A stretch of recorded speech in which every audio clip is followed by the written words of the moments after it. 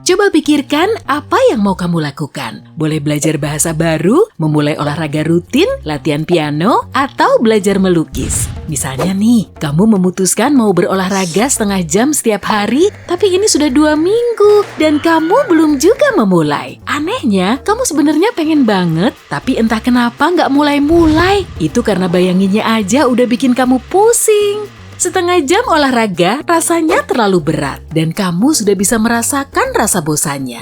Iya, sebulan dari sekarang badanmu mungkin bugar, tapi hari ini kamu tertahan oleh pikiranmu. Tapi mari kita ubah setengah jam ini menjadi 1 menit saja. 1 menit olahraga kedengarannya mudah kan? Kamu mungkin mau melakukannya sekarang juga? Banyak orang sadar otak kita itu malas dan menemukan cara untuk menipunya.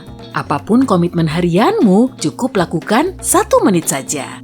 Memang terlalu sebentar dan mungkin gak ada pengaruhnya, tapi 1 menit lebih baik daripada 0 menit. Dan kata siapa kamu tidak bisa menambahkan durasinya? Jadi, cari kegiatan yang mau kamu mulai dan lakukan 1 menit saja. Intinya, lakukan setiap hari di saat yang sama. Mulailah melakukannya secara konsisten supaya jadi kebiasaan. Kalau kamu langsung olahraga setengah jam, mungkin kamu cuma bertahan 3 hari, terus nyerah. Tapi kalau 1 menit, pasti sanggup kan? Jangan buat garis finish. Punya tubuh bugar buat panjat pinang 17-an memang menarik, tapi begitu 17-an lewat, lantas apa? Kamu nggak punya target lagi, dan langsung berhenti. Nggak ada olahraga lagi, dan akhirnya semua sia-sia. Selain itu, jangan berharap kamu akan terus termotivasi meski hasilnya kelihatan. Kenyataannya belum tentu. Jadi, fokuslah untuk terus disiplin dan anggap itu sebagai perjalanan yang prosesnya kamu nikmati. Lalu jangan salahkan dirimu ya, menyalahkan dan mempermalukan diri sendiri gak bakal bikin kamu maju. Kalau kamu melewatkan 1 hari, maafkanlah dirimu dan lakukan lagi besok. Kalau kamu tidak suka melihat piring kotor yang menumpuk di wastafel, puluhan email yang belum terjawab, atau meja yang terus berantakan, aku punya trik lain untukmu nih. Aturan 1 menit mengatakan, jika ada tugas yang bisa diselesaikan dalam 1 menit, segera lakukan. Jangan ditunda. Begitu selesai makan, langsung cuci piringmu. Paling-paling cuma butuh 20 detik, piring kotormu juga nggak bakal menggunung dan butuh 1 jam untuk dicuci. Kamu selalu punya 1 menit ini. Segera jawab email itu, buang sampah, dan taruh sweatermu di lemari. Kedengarannya mudah, prosesnya cepat, tapi tetap aturan ini membutuhkan banyak upaya dan disiplin darimu. Kamu akan menghemat banyak waktu. Pada akhirnya, kamu nggak akan terlalu kewalahan oleh hal-hal kecil yang menumpuk. Selain itu, rumahmu akan jauh lebih bersih. Sebenarnya kalau kamu mampu mengendalikan diri dan mengikuti aturan ini sekian lama, pada akhirnya ini akan menjadi kebiasaan tanpa kamu sadari.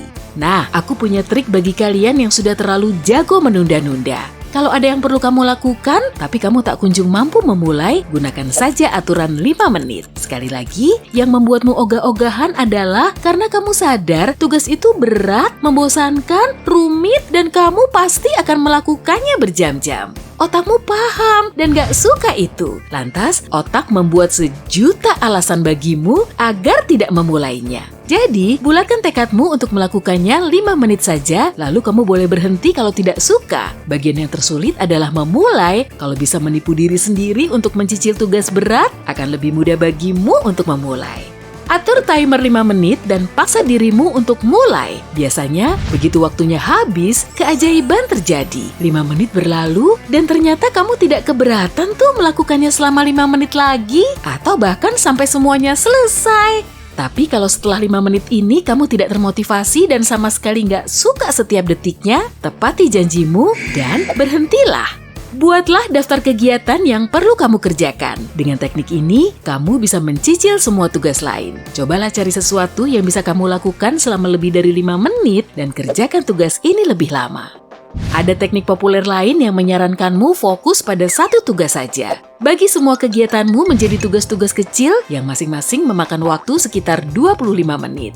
Kamu bisa menggabungkan banyak tugas serupa yang butuh sedikit waktu, jadi buat daftarmu, lalu singkirkan semua gangguan, atur ponselmu ke mode pesawat, pasang timer selama 25 menit, dan kerjakan.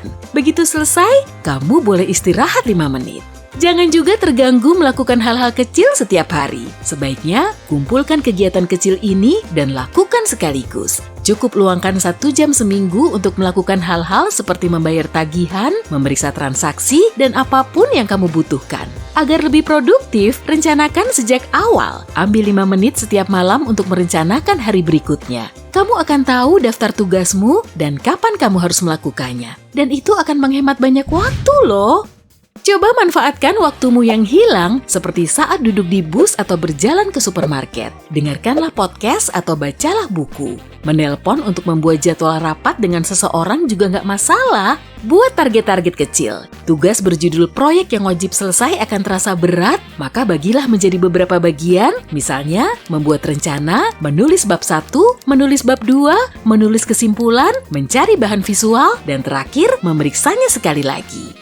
Sekarang, alih-alih 1 tugas besar, kamu punya 6 tugas lebih kecil yang tidak terlihat menakutkan kan? Kalau masih terasa terlalu berat, bagi menjadi lebih kecil lagi. Lalu, lakukan tugas-tugas ini satu persatu. Ingat nggak tebak-tebakan zaman dulu? Gimana cara makan 1 ekor gajah? Sesuap demi sesuap. Kamu bahkan bisa mencoretnya demi kepuasanmu sendiri. Oh iya, berapa jumlah tugas terbanyak yang bisa kamu lakukan dalam 1 jam? Dan dalam 1 hari? Ubahlah angka ini menjadi kompetisi dan uji dirimu sendiri. Dan jangan memberi dirimu waktu terlalu banyak, ini sudah terbukti sebagai taktik yang baik.